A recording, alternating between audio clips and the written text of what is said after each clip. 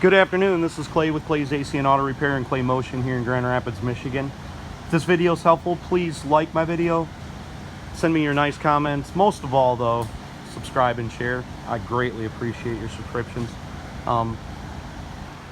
Remember, if anybody else can do it, you can do it too. Don't be the next to them, be the first to you. So we're going to show you how to fix some stuff right here on this Jeep Grand Cherokee that we're working on. This particular one is a 2005. First year of the Jeep Grand Cherokee, and if you can tell by the side there, it's a really nice truck, very worth putting the money into.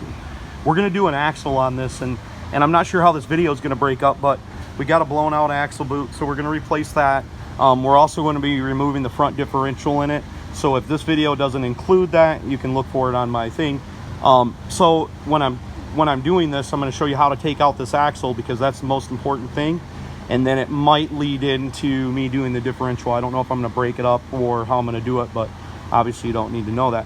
You want to reach out to me, hit me up on Facebook under Clay's AC and Auto Repair. I'll be happy to answer your questions if I can. You leave questions in the comments, I try to get to them. And I just try to show you how to do things, and I'll show you how to work. So first thing that we obviously did, remove the 19mm studs that hold on the wheel. Now we're going to remove the tie rod, and I'm going to show you a little trick on removing that without actually breaking it. So stay tuned for that. So the next thing we did was we took a 21mm, we took off our nut for our tie rod. Now we're going to grab a big hammer. Now we're going to take our big sledgehammer and we're going to hit right here. What we don't want to do is destroy this bushing, and this outer tie rod is actually very good and stiff, so we want to keep it that way. We don't want to use a pickle fort because that'll break the casing on here. So we're going to strike it as hard as we can right here, and Jeff is going to hold the camera, and hopefully all we have to do is get back. We're going to heat it up on the inside, and then it just pops out. Okay, I was barely applying pressure on this knuckle to push this up. It just heated this up and sent shock waves through there, and then allowed that to go up and out. Stop it. Now we've taken out our two 14mm bolts that house our brake caliper.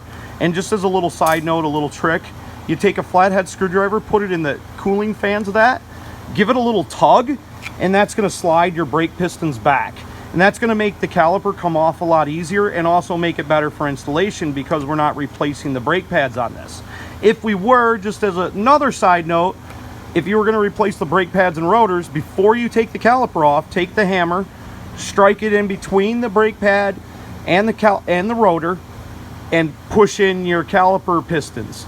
The reason that's good is then when you're having to push in the caliper pistons, you can push them both in at the same time simultaneously, and when you go to reinstall your new brake pads with your rotor, you don't have to dink around with using a C-clamp or anything to push in your pistons. You can do that. You just put this inside here. Once you get it drove into the middle there, just hold pressure against it, and eventually it's going to work its way back if your brake caliper is good, just so you know. Now we're going to remove our two 21mm that hold our caliper bracket on. I recommend you use an air tool for this. Now we've taken our 36mm nut off of here. We have put our bolts for our caliper bracket back inside the caliper bracket itself, wherever I set it, right down there on the ground, just to keep them out of the way. Note, when you go to reinstall this, look up the torque specifications. It's very important. This is a bolt-in hub, and you will crush the hub if you over torque this nut here. It's probably 150 foot-pounds, could be 85, somewhere right around there, but it's important to retorque this to proper specifications, or at least don't over tighten it because you'll press it together. Okay, next we're going to take the 18mm nut that holds our upper control arm together, and then we're going to simply strike it the same way we struck our get that off of there. Now, one thing that's important is you really want to use air for this, because if you spin it slow with the ratchet, more than likely you're going to ruin this ball joint because it's going to start spinning inside there. So it's best to have air to be able to help with this, or at least a 1/2-inch drive electric impact, something that spins very quickly to drive that nut off of there and hopefully not spin that. But obviously you could, if you have a pass-through ratchet, you can hold the Allen wrench right here and spin that off too. That's probably like an 8mm, maybe 10mm stud. You would hold that on if you have a ratcheting wrench just have a regular wrench, you can do it that way as well. I have also took penetrant and sprayed it on there, and then we're also going to have to spray it on the wishbone here because we're not going to be able to have our axle pass through here. If we were on the front differential, which is what I'm eventually going to change in this, we don't really have to remove the axles. We would drop the differential down and then pop the axles out of the axle housing and put them back in before we put the differential back up, just as a side note. Now we've got our upper ball joint released. Very simple, just like I showed you before. Now we've got also a 24 millimeter socket on our lower wishbone. The hope is that we take this out, and then that gives us enough room to get the axle out. Once we pull the ball joint out, push the axle through, and then we'll pop out the axle. Now this nut was actually 13/16, but if you notice, it's supposed to have grabbers on there. I don't think it's supposed to spin. It's supposed to have some kind of locking tab on it, but it didn't work. So it was 13/16 or 21 millimeters was loose on there, but I was able to hold it with the 21 millimeter, just so you know. So before you're able to remove that bolt, you're gonna have to have a jack underneath there to jack it up to keep it centered, because there's gonna be a lot of pressure on that and it's gonna wanna spring away from you. So jack it up, and then you'll be able to use a punch or something to push your bolt out. Keeping in mind when you're jacking this up, not to put too much pressure on it because it'll allow it to come back up this way, and put too little on there. You just basically jack it up to where that bolt, where you can take your other hand and move that bolt a little bit. You know, it'll still move stiff and you might still have to push it out with an awl or something, but it'll be a lot easier that way. Don't do too much pressure. Now with pressure still applied to your lower control arm, you're gonna go ahead and take the 18 millimeter nut. You're gonna work the nut off in the back. And if you can tell, mine's smoking. I had to use heat to heat this up, but if you're in a drier climate than we are in Michigan, you probably won't have that problem. And we're just gonna disconnect it from here so the whole control arm can slide down. Okay, so now we're at the point where we need to release our axle from the transfer case, or the front differential, sorry. So we're gonna take a pry bar and we're gonna put it up in there, and I'm probably not gonna be able to get it to release showing you guys on the camera, but you wanna make sure that whatever you pry against has some girth. So you just don't wanna pry against anything. But I'm gonna put it in there and I'm gonna try to give it a couple little sharp little pushes with both hands so I can make it real quick and kind of just a little visual of that. So I got the pry bar and I'm gonna quick, jam it out of there. And then hopefully we can drop down the control arm far enough to be able to drop this part down far enough to be able to get the axle through the wishbone. Okay, I got a little bit too far ahead of myself. I should have took the axle out of the holder. How you're gonna do that is you're gonna pull it forward, so you're gonna pull it down back this way, and then you're gonna cock it to the front so you can push it back, and then so you can push it back that way a little bit, and then pull it this way, and then that'll allow the axle, when you try to pop out of there, it'll have space to go. Now we're getting close to getting this thing out of here, and I wanted to point something out. This locking ring, when you go to install this will snap into your differential there. When you go to take it out, it is perfectly acceptable to take a pry bar and you'll get it up inside here, kind of at about this skew that I've got right here, and then you'll be able to hit that end with the mallet. You just want to be careful not to damage your casing. When you go to install this, now you can't have it locked into the sleeve, but it has to go all the way down. So make sure that you notice the correlation and the difference between your differential where you take it out and where it ends up landing. I highly recommend it that if you get it in there and it won't go in all the way and you're trying to push it in there and it won't go in, do not hit on the rubber boot edge, okay, because you'll break it. Just pull it back out all the way and then quick jam it in there one time, one pop. That's how they go. Be very, very careful of that. So in order to get that from underneath there, I put my pry bar in there just like that. I got it up underneath that mount right there, and I pried it down. I'm sorry I couldn't make a video of it. Pried it down enough to sneak the center portion out, and that is how you remove an axle from the front end of a Jeep Grand Cherokee. Hopefully the video was helpful. Remember, if anybody else can do it, you can do it too. Like me on Facebook under Clay's AC and Auto Repair. Like my videos. Most of all, share and subscribe. Remember, don't be the next to them, be the first of you. God bless. Have a great day. Hey, good afternoon. This is Clay with Clay's AC and Auto Repair and Clay Motion here in Grand Rapids, Michigan. If you find this video to be helpful and informative, please like my video. Most of all, share and subscribe, and keep sending me them wonderful comments. I greatly appreciate you guys. That's why I keep doing it, because I keep getting great comments, and I do appreciate that. You should watch the whole video, front to back, before you actually try to attempt this at home, because I'm going to show you how, not only how to take it out, I'm going to show you how to use your sockets and tools to get the bolts out. So today we're going to do the front differential on a 2005 Jeep Grand Cherokee. Now you'll notice that my axle is already out. You do not need to remove the axle to do this job, but I actually made a video of us doing that. So you shouldn't have to remove the axle like this axle is removed. We're actually just going to push the axles out once we drop the differential down. At least that is our intention. It's certainly going to be easier because I got my driver's side axle out, but my driver's side axle was actually bad. So we're going to start doing this task. Basically, this is a pretty simple job for the most part. There's probably some difficult bolts to get to, but there's not many bolts holding this front differential in.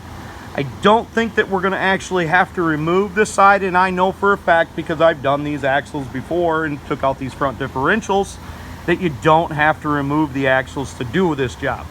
I don't remember the particulars, and because I got my axle out on this side, I'm certain it's going to make it much simpler for me to get this differential out. So the first thing we're going to start with is removing the 4 axle bolts that hold in the transfer case drive shaft to the front differential, and they were 15s if I remember. Just spun it. Anyways, and I highly recommend you come in from back here. I used 12 inches of extension, and I came right to the back, and I left the drive shaft loose because I can spin it by hand and clock it to where it needs to be. If you're going to use a ratchet, it's going to be a little bit more difficult and cumbersome because you're not going to be able to spin them, and they're not going to zip right out like they did.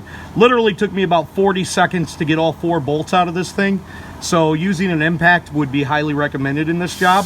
And then we're going to take the front of it. We're going to give it a couple taps around here, which is going to knock the flange right off there. If it's been on there for a while, it's going to stay on there for a little bit, so it's going to be a little bit tough, but we'll just be able to tap it a little bit and knock it off of there, and it'll come right back, and it actually collapses, if I remember right, up inside there, so it should collapse in a little bit for you. Okay, so the reason that we're removing this front differential, if you're having problems with you having a vibration in your Jeep Grand Cherokee, and you want to know what it is, I'm almost going to guarantee you that when I can see it and I can show it to you, that bushing right there, right up here, wish I could get some light on it, this bushing right there is bad. I changed them on almost every single Jeep Grand Cherokee that I have, and they are a pain in the butt. It's not that hard to get the differential out, but that bolt that holds it in there is the most difficult one to get out. Then you got this front flange right here, which sometimes goes bad. This bushing right here is easy to get out. And then the other one right there is fairly easy to get out. And then all we got to do is knock our axle out of there, and this thing comes right out. But like I said, I'm going to show you how to get that bolt out, because that's the most important one. So I tackled the hardest bolt first, which required a 15 millimeter on this side behind the exhaust. I've got approximately 15 inches of extension here. And now in my case, and I doubt if you're doing this in your driveway, in your case, that you're going to have heat like I did, I heated up the nut where this 18 millimeter wrench is pried up against the oil pan. I first loosened up the bolt itself, and then the nut started spinning. And the reason that I did that is because it's probably stuck inside the barrel of your mount right there. So heat was definitely a contributing factor in this situation. Penetrant didn't work. And now that I've got the bolt loose, I can take it out. Okay, so now I went to remove this bolt. You'll notice it's still in there. 15 millimeter in the front and 18 millimeter nut on the back side. Then I took two 17 millimeter bolts out from here, which released this mount. Now I'm going to support my front differential and remove my two bolts. You're going to have a little bit of fluid that's going to come out, so you're going to want to catch that with something. And then it's all downhill from here. Once we get it down a little bit, we're going to be able to shift it and we're going to knock this axle out. Probably end up doing that with a hammer because the flange is so much larger. Now that we got the differential all loose and we got all our bolts taken out, up in the very front here, up around the top side, there's a hose, and you just pull the hose off. It's up in the very front there. Okay, like I said earlier, we're just going to take a hammer and tap on that, and that'll come right out. Make sure when you go to put that back in, you pay attention to the length on how it goes in there, because it's going to be a little bit harder to snap in both sides if you're just doing the differential and you didn't have that in there. Make sure that they're snapped in tightly. It's very, very crucial. And I say that because I've literally seen people that don't put these all the way in snap this off of the end of the axle right here, and then you can't get the stinking thing to stay in there, and it's going to always wobble. So make sure it snaps in correctly. Now we're going to go ahead and lower our differential out of here, and we're going to start replacing our boot, which is the reason we took the differential out. Okay, so this differential was replaced, and it was replaced with a used unit.